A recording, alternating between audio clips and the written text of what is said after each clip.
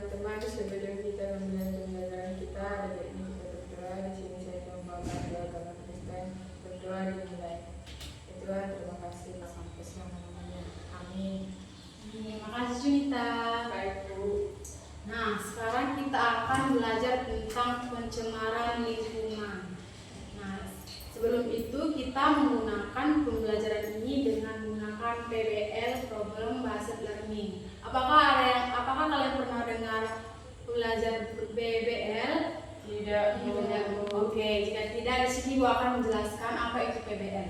PBL itu adalah model pembelajaran di mana siswa belajar melalui pemecahan masalah nyata atau kontekstual yang relevan dengan kehidupan nyata dan untuk melatih siswa berpikir kritis dan memecahkan masalah. Dari sini apakah kalian sudah paham apa itu PBL? Sudah. Oke, jadi sekarang kita masuk ke pembelajaran kita itu tentang pencemaran lingkungan. Di sini Ibu akan menjelaskan sedikit apa itu pencemaran lingkungan. Pencemaran lingkungan itu adalah masuknya zat atau benda asing ke dalam lingkungan atau udara, air, tanah dan menyebabkan lingkungan itu menjadi kotor, rusak dan bahaya bagi makhluk hidup. Nah, jenis-jenis pencemaran lingkungan itu yang pertama tadi pencemaran di udara, di air dan juga di tanah. Nah, sebelum itu pembahasan kita. Nah, sekarang Ibu akan menyuruh kalian untuk berdiskusi untuk mencari bagaimana dampak, akibat, dan solusi dari lingkungan. Dimulai dari kelompok 1 itu membahas pencemaran di sekolah dan juga yang kelompok 2 itu membahas pencemaran di lingkungan masyarakat. Nah, jadi Ibu akan memberi waktu 10 menit untuk berdiskusi dari bagaimana cara, akibat, dan mencari solusinya. Dimulai dari 10 menit sekarang.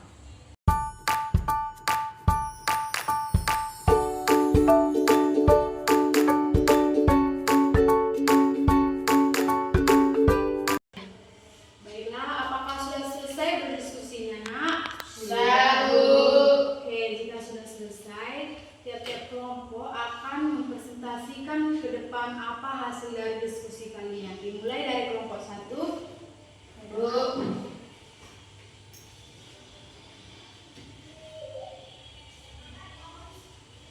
Ibu, di sini kami akan membacakan hasil diskusi kami dari kelompok 1. Di sini kami akan membacakan akibat, di mana lingkungan sekolah menjadi kotor dan bau, menjadi sarang nyamuk dan lalat penyebar penyakit. Siswa merasa tidak nyaman belajar, meningkatnya risiko penyakit seperti diare, demam berdarah. Terus Bu, di sini kami mendapat juga solusinya, yaitu menyediakan tempat sampah terpisah di setiap sudut sekolah seperti organik, anorganik. Yang kedua, mengadakan program tiket kelas secara teratur. Dan yang ketiga, membuat poster ajakan menjaga kebersihan di setiap ruangan. Dan yang keempat, mengadakan lomba kebersihan antar kelas. Dan yang terakhir, mengajak siswa membuat komposter sederhana dari sampah organik. Udah Bu. Oke, jawabannya bagus sekali. Beri tepuk tangan pada kelompok 1. Kasih Bu. Sekarang kita lanjut ke kelompok 2. Baik Bu. Di sini kami akan mempresentasikan hasil diskusi kami, yaitu yang berjudul pencemaran lingkungan di masyarakat. Akibatnya yaitu sungai tersumbat dan menyebabkan banjir, udara tercemar oleh asap pembakaran sampah, kualitas air menurun, sumber air menjadi kotor, rusaknya habitat hewan dan tumbuhan, munculnya berbagai penyakit kulit, pernapasan, dan diare.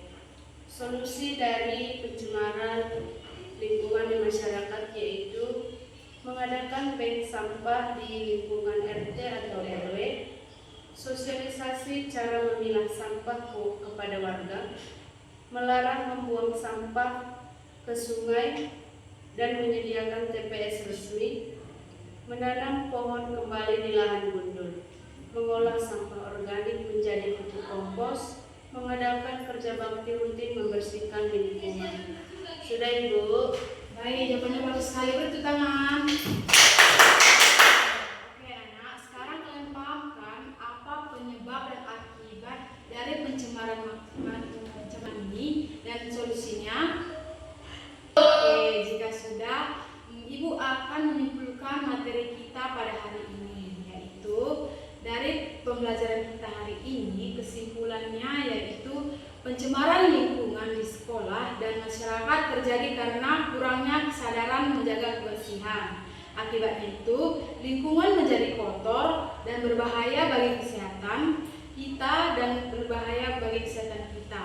Kita harus mencegah pencemaran dengan membuang sampah pada tempatnya, menjaga kebersihan dan mengajak orang lain untuk peduli lingkungan kita. Nah, sudah paham sampai sini anak-anak? Sudah, Bu.